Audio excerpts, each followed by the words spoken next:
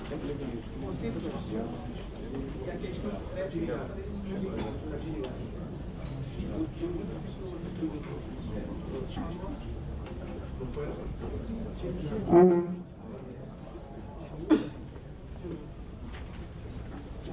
Prosseguindo com o evento, nós vamos agora o tema o conceito de insumo e a questão de frete entre estabelecimentos do contribuinte. Para tratar dessa questão tão polêmica, que muito bem sendo debatida, inicial, a gente vai ter a honra de contar com a presença do Dr. Suzy Hoffman, que é vice-presidente do CARF e membro da Câmara Superior do Conselho de Contribuintes.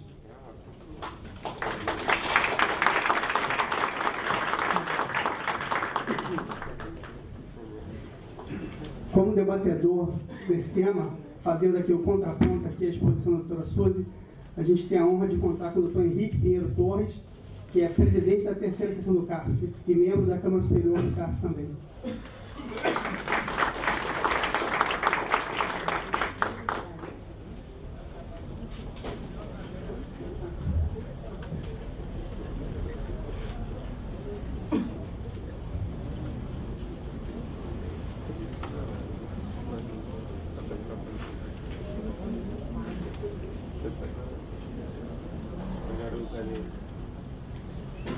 O doutor Henrique tem a palavra, então, por 30 minutos regimentais.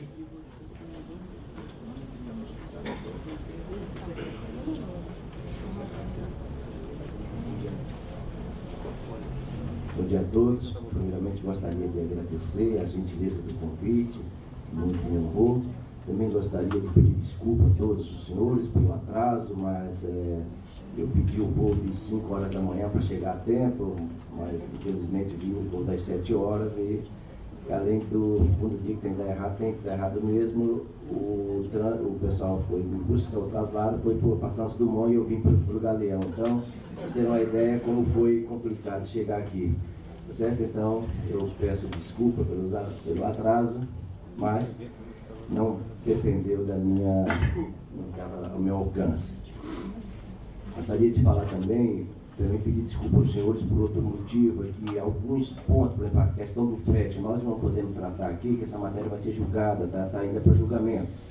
Na próxima sessão, na semana que vem, segunda-feira, nós começaremos uma sessão em que essa matéria provavelmente esteja em debate. Nós tínhamos outras, assim, os casos concretos, nós tínhamos outras matérias para abordarmos aqui, mas que os julgamentos foram adiados, então estão dependentes de julgamento ainda, e nós não podemos antecipar a posição. Vamos debater aqui alguma coisa, eu tenho pouco a falar sobre isso, a doutora Suzy quem mais vai falar, e como sempre assim, na Câmara Superior as mulheres sempre falam mais, não é? E na Câmara Superior, então, né, a gente tem que esperar a Suzy falar, o tempo dela é igual ao da Procuradoria, em dobro, né? Em determinados casos é em quadro, né?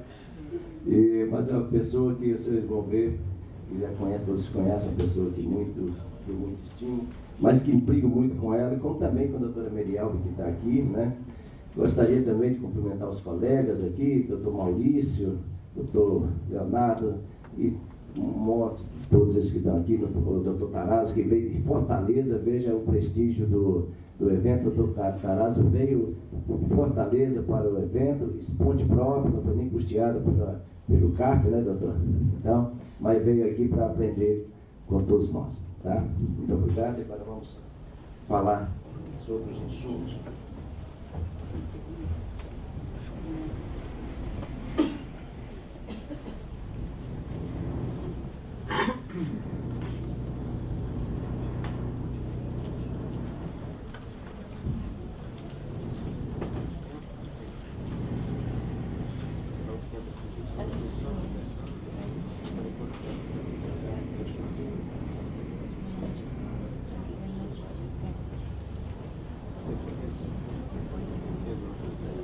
Como eu disse aí, tecnologia é complicada, a gente tem que aprender sobre tecnologia.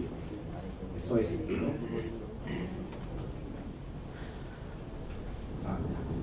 Bem, como o senhor sabe, a não cumulatividade já é bastante conhecida de todos nós, mas ao IPI, para o IPI e para o ICMS. O artigo 153, parágrafo 3º, inciso 2 da Constituição, ao tratar da não cumulatividade do IPI, diz que o imposto devido em cada operação seria compensado com o montante cobrado nas anteriores. Isso, no próprio IPI, deu muita confusão, o termo cobrado, o que era cobrado, se bastava estar, se teria sido pago efetivamente, se estaria o simples destaque na nota fiscal, então deu muito problema. Também deu problema no caso do IPI, né? Foi o caso das alíquotas zero, né? Então, enquanto foi discutido qual era a não cumulatividade aplicada no sistema brasileiro, e o Supremo decidiu que era de imposto contra imposto, e não base sobre base contra base, que era o sistema quando se adota o valor agregado. Teve o voto do ministro Jobim, que causou uma celeuma, exatamente porque ele entendeu no voto dele, né, que foi o voto condutor, foi o voto vencedor, o redator do voto vencedor, ele considerou que o IPI era um imposto sobre valor agregado. Muito bem. No IPI, então, nós tivemos já, e essas matérias já foram apacentadas, muitas questões, mas nós temos ainda o problema dos insumos. Aí veio a Lei 9363, que deu o crédito presumido de IPI para ressarcimento de PIS e COFINS, em que também nos trouxe o problema dos insumos, né? O que está direito àquele creditamento? Muito bem. Essa questão ainda hoje se debate nas instâncias administrativa e judicial. E veio, então, a não cumulatividade do PIS e da COFINS.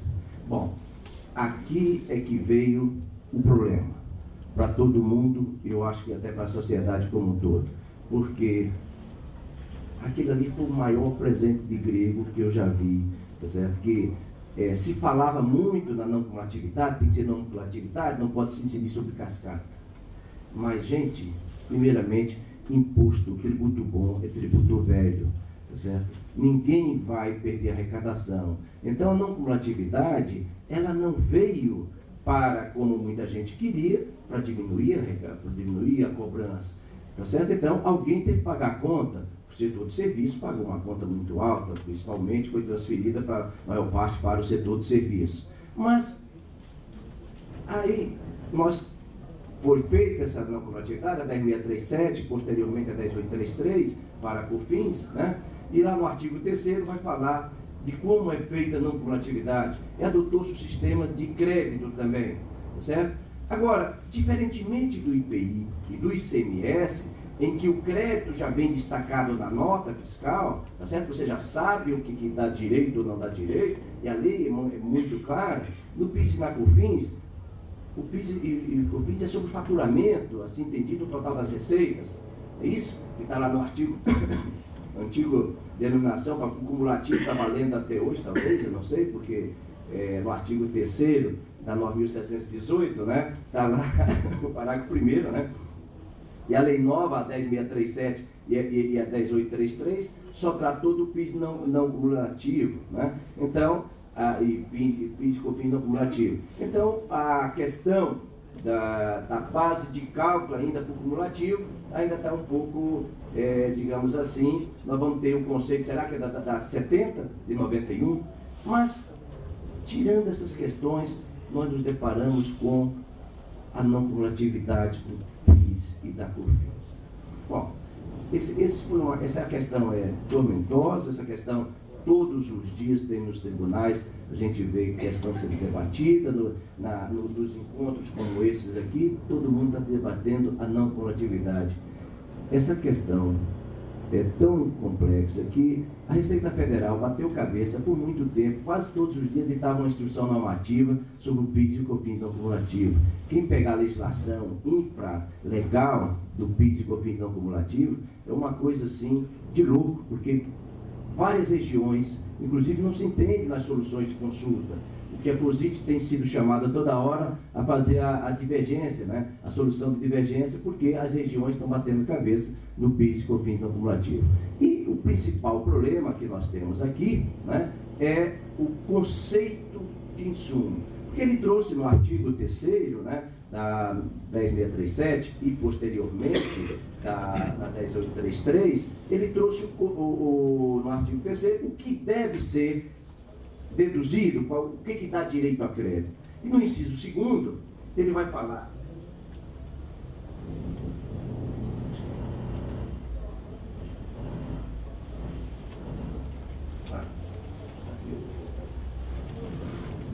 olha o que diz o segundo. Para a apuração da contribuição PIS, o artigo 3º, inciso 2 da Lei 10.637, prevê o desconto na base de cálculo das contribuições dos bens e serviços utilizados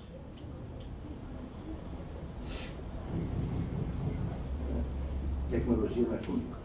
Bens e serviços utilizados como insumo na prestação de serviços e na produção ou fabricação de bens ou produtos destinados à venda, inclusive combustível, essa parte para a gente não interessa. Então, veja bem, utilizado como insumo na prestação de serviço e na produção ou fabricação de produtos destinados à revenda.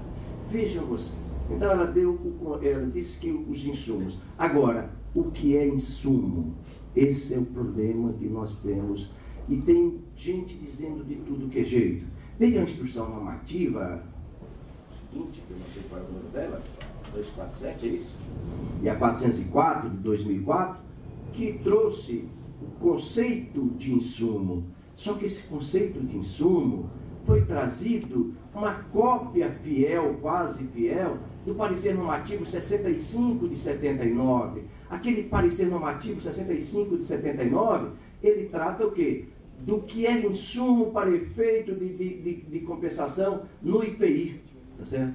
Agora, é este o conceito de insumo que a 10.637 e a 10.833 trouxe, equiparou o PIS e COFINS ao IPI ou ao ICMS? Eu entendo que não, porque o PIS e COFINS incide sobre receita, enquanto que o IPI é só sobre a fabricação de produtos, né? A venda de produtos, enquanto que o ICMS é sobre mercadorias, o PIS e COFINS é sobre o faturamento, a venda de bens e serviços.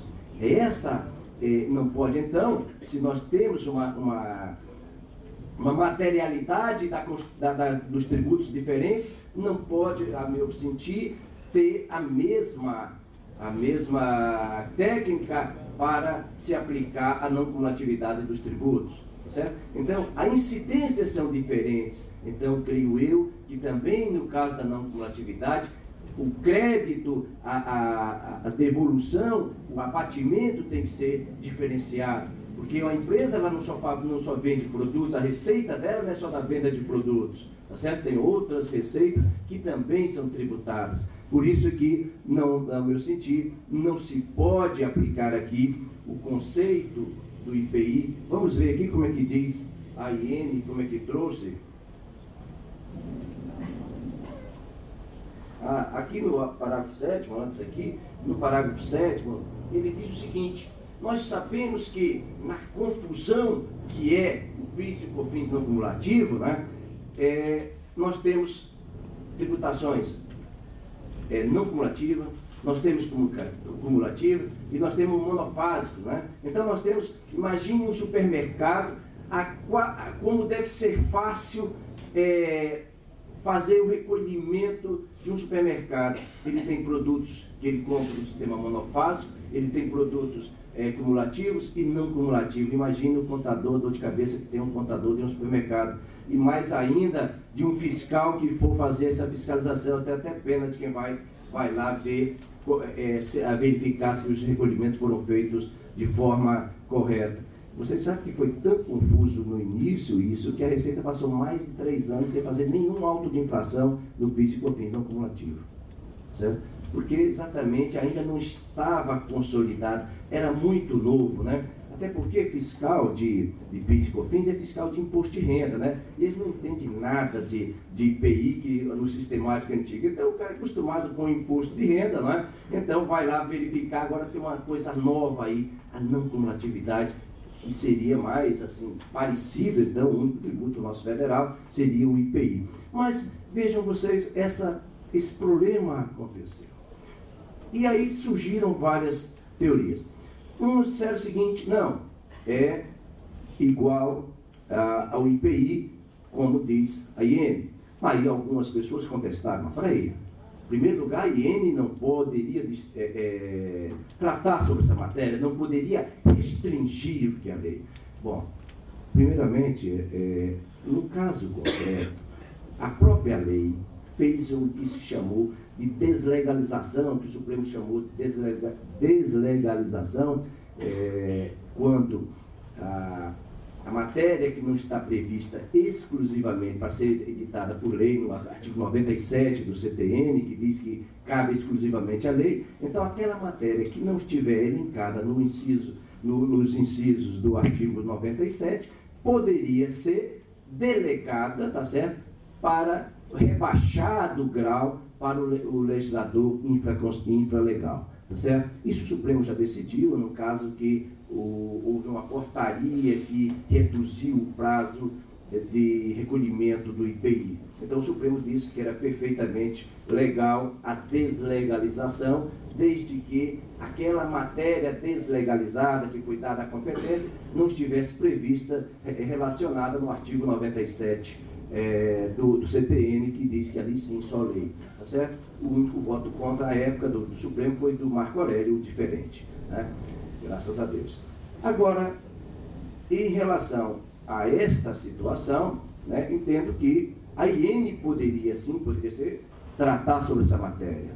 Agora, o fato de você dar autorização para alguém disciplinar determinada coisa, ele não pode extrapolar, não pode ir além do que lhe foi, dos limites. Então, se eu dou uma coisa bem bizarra, se eu dou uma autorização para você definir o que é uma pedra, você jamais poderá dar conceito de que seja ferro, mesmo se alguém lhe deu a competência. Veja, alguém pode, quem for analisar aquilo ali, diz: mas para aí, o conceito foi definir o que era pedra e não o que era ferro ou outro material. Então, no caso, o legislador atribuiu ao secretário da Receita disciplinar a questão do creditamento, tá certo? Mas ele não pode restringir mais do que a lei, diminuir o que a lei deu, tá certo? Ele poderia até ampliar, como fez na IN 33, no caso também do IPI. Vocês sabem que eu gosto muito do IPI, toda hora eu estou falando de IPI, mas né, a palestra é sobre PIS/COFINS, viu? Não, ele fala de IPI é só para o cacoete que tem, né? Muito bem. Então é essa a situação. Então o secretário da Receita, ao disciplinar, ele copiou quase que na íntegra o parecer normativo 65. Opa, já começou. Então, o secretário... Deixa eu posicionar isso aí, tá bem. Tá vendo, moça? A senhora me assustou, viu, com esse tempo aqui, né? Então, o secretário da Receita copiou o parecer normativo 65, tá certo? Que diz o que seja insumo, né? Que tem que ter, inclusive usou o desgaste químico, a utilização.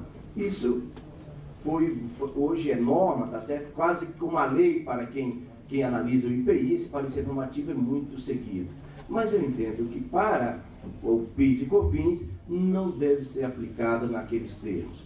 Outros entenderam, então, que se aplicaria aqui o caso dos custos lá do 290, do imposto de renda, do imposto de renda, e também o 299 das despesas operacionais, certo? Ora, no meu sentido, também aqui, aí também está se alargando demais o que a lei veio, porque se fizermos isso, vamos transformar o quê? Vamos transformar o PIS e COFINS sob lucro, tá certo? Porque se você tirar exatamente as despesas operacionais e o custo da mercadoria vendida, nós vamos ter o quê? Nós vamos estar apurando lucro, e o PIS e COFINS não é nesse sentido. Então, esse voto, né? Inclusive teve uma questão, eu votei essa questão, fui relator de uma questão lá na Câmara Superior, em relação a isso, e na maior despretensão, ninguém sabia que isso ia dar qualquer... Era um processo, uma porcaria de couro, os produtos era para saber se eram os... Como é que era? Os resíduos, também está do pessoal do couro, lá da indústria calçadista, lá do Rio Grande do Sul, lá do Novo Hamburgo. Certo? É uma questão muito simples, um processinho, digamos, bobo aquilo ali, que sequer não imaginei que ia ter essa importância que teve.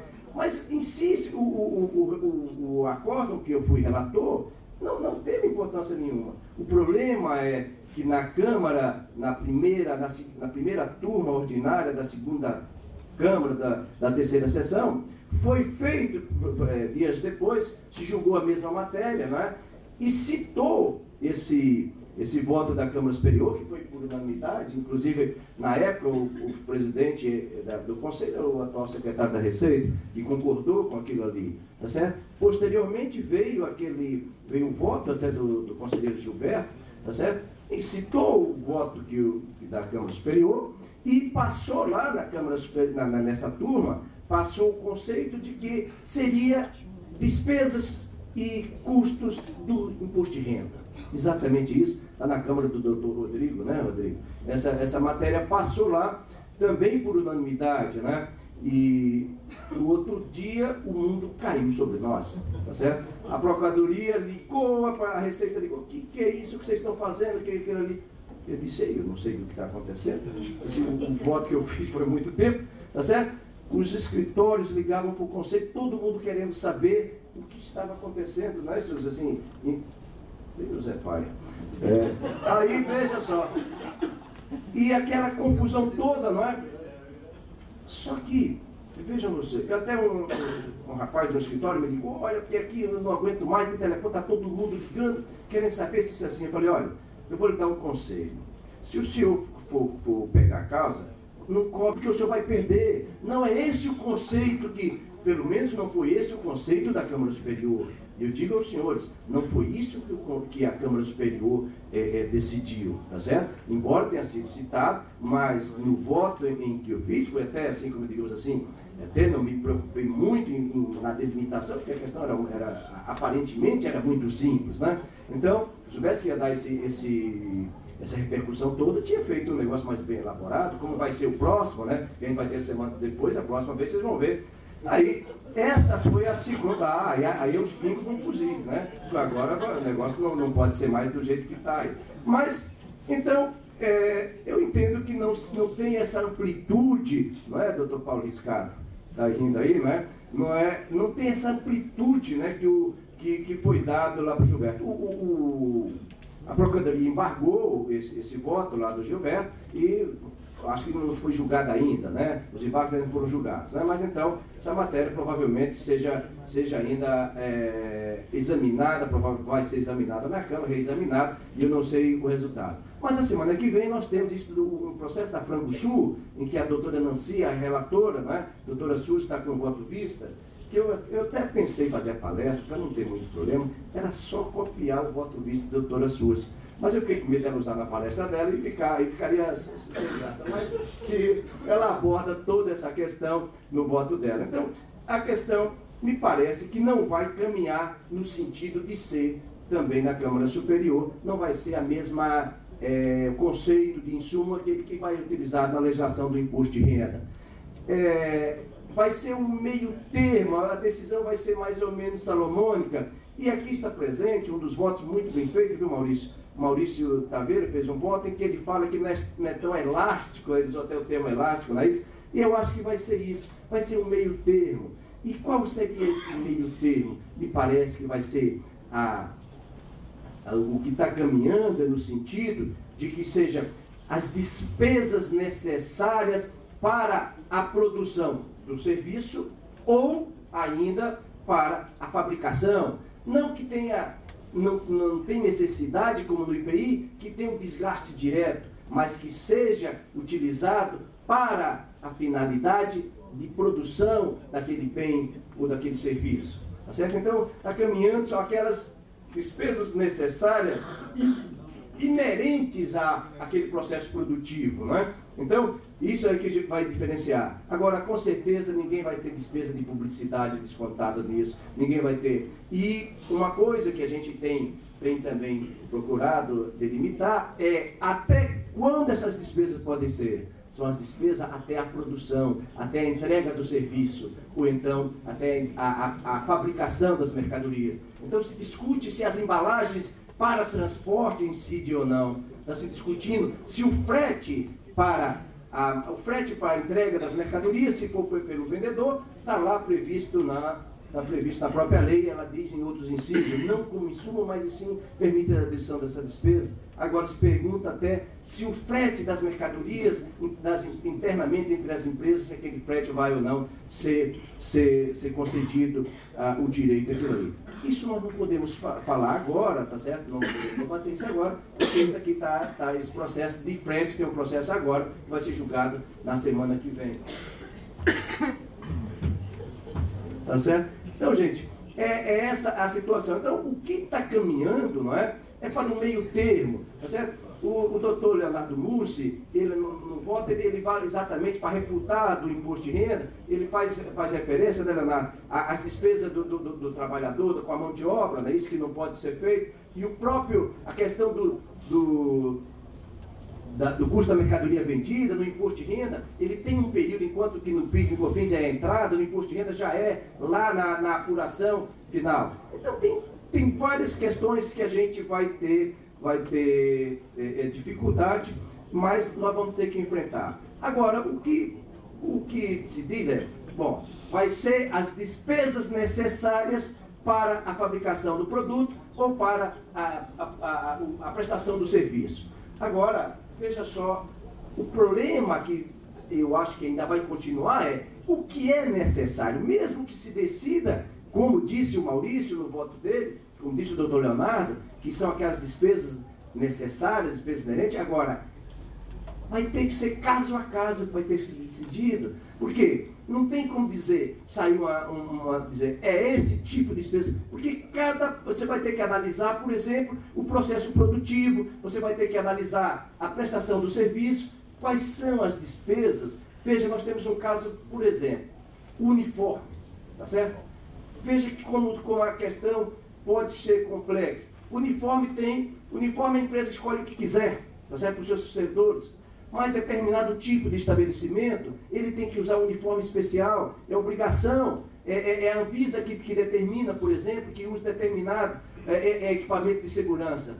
Veja, é diferente essa situação é diferente daqueles em que as pessoas escolhem qual o acordo que quer todo mundo padronizado, todo mundo bonitinho, as mocinhas tudo com sainha azul, com camisa, com blusa branca, tá, tudo bem, aquilo ali tá na disponibilidade da pessoa jurídica utilizar ou não. Agora, eu sou obrigado a usar, porque se eu não fizer isso, a legislação do trabalho vai me punir, a legislação da Anvisa, sei lá que tem legislação de tudo que é jeito nesse Brasil, obrigando todo mundo a fazer tantas coisas que a gente nem sabe. Então, este daqui, nós vamos ter que dizer, é a mesma situação, deve ser aplicada a mesma situação daquele que tem a liberdade de escolher? Não creio. Então, são essas questões que nós temos de debater. Nós temos até, eu vinha no avião, trouxe vários acórdãos para a gente trazer isso, mas infelizmente essas questões estão na Câmara Superior agora e nós não vamos poder analisar caso a caso. Quem sabe na próxima, né, a gente já tem os casos, aí já possamos falar disso. Gente, eu não vou cansá-los mais sobre isso. Eu agradeço imensamente a paciência, desculpem as falhas, tá certo? E agora a doutora Suzy vai fazer o papel dela, vai completar e... Boa, Suzy,